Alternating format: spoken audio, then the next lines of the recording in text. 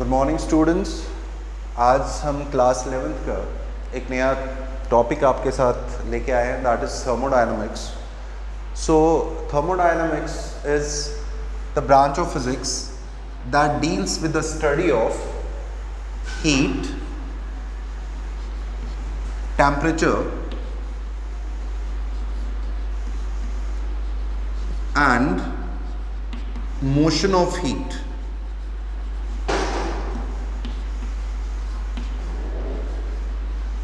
The branch of physics which deals with the study of heat, temperature and motion of heat. So heat आप already heat temperature पढ़ चुके हो छोटी classes में, हम थोड़ा सा इसको आगे बढ़ेंगे। तो फर्स्ट वन इज जो इम्पोर्टेंट चीज़ इसमें पढ़नी है आपने, that is thermal equilibrium.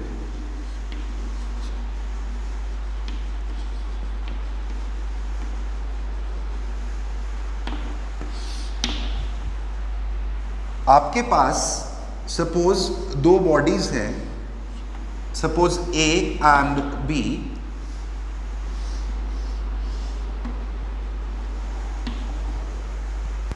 If they are brought in contact with each other, अगर हम इनको एक दूसरे के कंटैक्ट में लाते हैं, so there is what, there is flow of heat. Flow of heat, जैसे आपने देखा होगा, suppose you have got a beaker.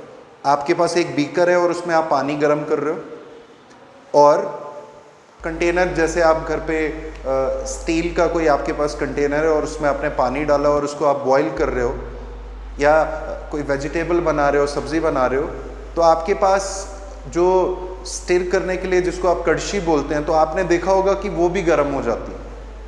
So it means there is a flow of heat. कहाँ से? आपका जो कंटेनर है उससे आपकी जो स्टिर करने के लिए आपने कड़छी रखी है, सो हीट का फ्लो होना वहाँ से आपकी कड़छी में।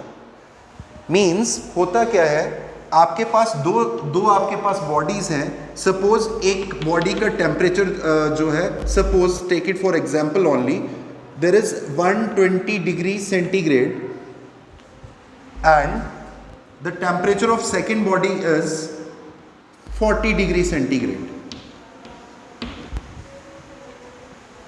एक बॉडी का टेम्परेचर 120 डिग्री सेंटीग्रेड है और बॉडी बी का दैट इज 40 डिग्री सेंटीग्रेड है। इनको हमने आपस में कंटैक्ट में लाया, so there is flow of heat from one body to another body. अब हीट का फ्लो कहाँ से कहाँ होगा? जिस बॉडी का टेम्परेचर ज़्यादा है वहाँ से हीट फ्लो करेगी उस बॉडी में जिस बॉडी का टेम्परेचर कम है। सो हॉटर बॉडी से हीट का फ्लो होगा उस बॉडी में जिस बॉडी का टेम्परेचर कम है, that means your colder body. ये प्रोसेस तब तक चलता रहेगा, हीट तब तक फ्लो होती रहेगी जब तक दोनों बॉडीज का टेम्परेचर बराबर ना हो जाए। मींस इसका टेम्परेचर और इसका टेम्परेचर अगर सपोज टी टेम्परेचर दोनों का बराबर है, T is equal to T, in that case there will be no flow of heat. आपका हीट का फ्लो होना बंद हो जाएगा।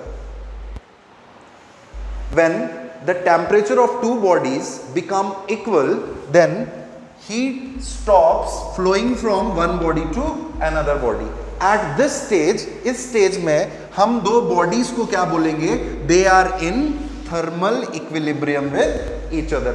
At this stage, the two bodies are said to be in thermal equilibrium with each other. So that was thermal equilibrium. तो thermal equilibrium में क्या होगा? आप सबसे पहले आपने, if the two bodies are brought in close contact और in contact with each other, there is flow of heat from one body to another body.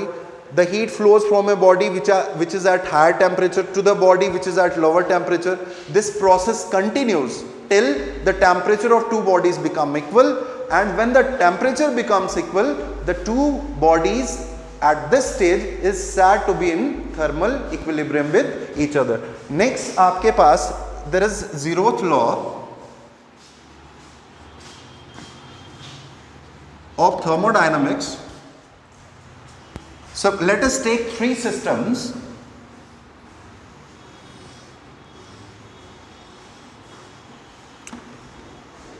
there are three system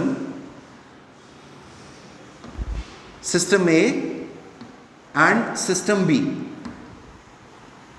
They are separately in thermal equilibrium with system C.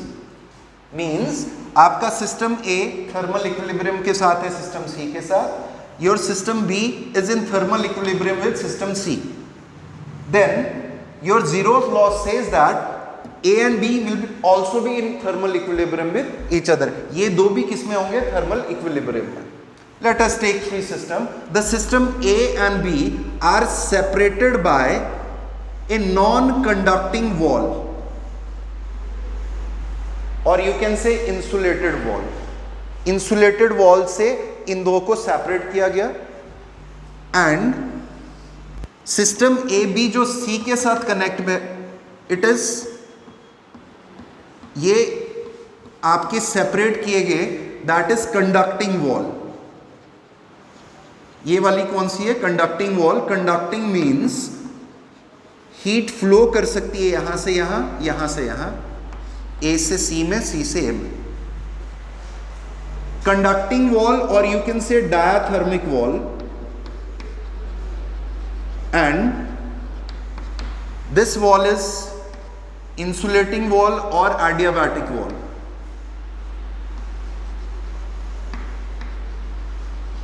Adiabatic wall. Since your system A and C are in thermal equilibrium with each other or they are separated by a conducting wall, so ये दो आपस में किस में होंगे? Thermal equilibrium में. क्यों होंगे? क्योंकि टेम्परेचर अगर ज़्यादा भी है किसी का तो हीट फ्लो करेगी एक से दूसरे में. प्रोसेस तब तक चलता रहेगा जब तक दोनों बॉडीज का टेम्परेचर बराबर ना हो जाए, क्योंकि आपकी सेपरेट किया गया है उसको कंडक्टिंग वॉल से. एट दिस स्टेज ए और सी किस में हो जाएंगे? थर्मल इक्विलिब्रियम में. Similarly your system B and C, they are also separated by a conducting wall और डायाथर्मिक वॉल. तो हीट का फ्लो यहां से भी होगा. ये दो भी किस में हो जाएंगे? थर्मल इक्विलिब्रियम में.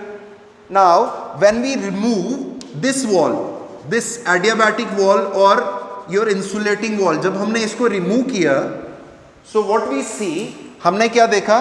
There is no transfer of heat between A and B. A और बी के बीच में कोई भी हीट का ट्रांसफर नहीं हो रहा.